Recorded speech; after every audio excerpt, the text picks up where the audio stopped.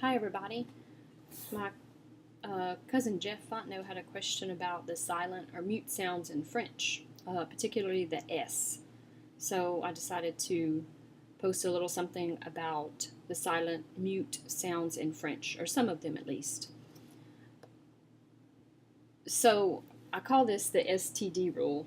Of course, when I teach it to kids, I don't call it the STD rule, but it helps us remember that the last three letters of a French word, or not the last three letters, but if the last letter of a word in French is an S, a T, or a D, it's almost always silent or mute. The S, T, or D will be silent. So some examples are, for example, the word dos, which means back. Dos.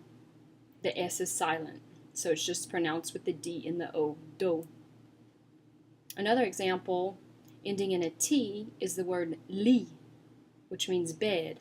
Lit.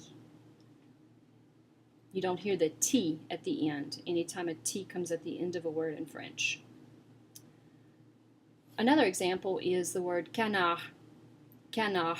As you can hear, I'm not pronouncing the D at the end of the word at all. Canard, of course, means duck in English. So there are a few exceptions to this rule, very few.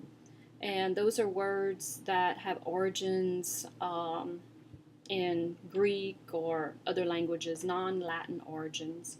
So some examples of a few words that you'll see that do end in an S, a T, or a D, and the S or T or D is pronounced, although there's not many.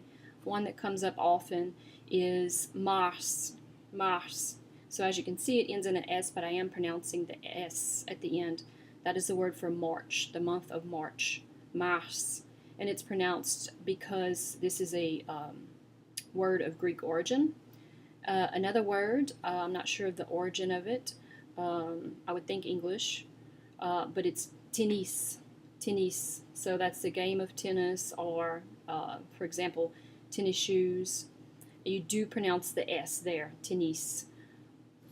So I would say about 90 to 95% of the time the words in French ending in a S, T, or D, that S, T, or D will not be pronounced, like in dos, lit, and canard. So I hope this was helpful, and if you have any questions, please type them below. I'll be happy to answer them, or any comments.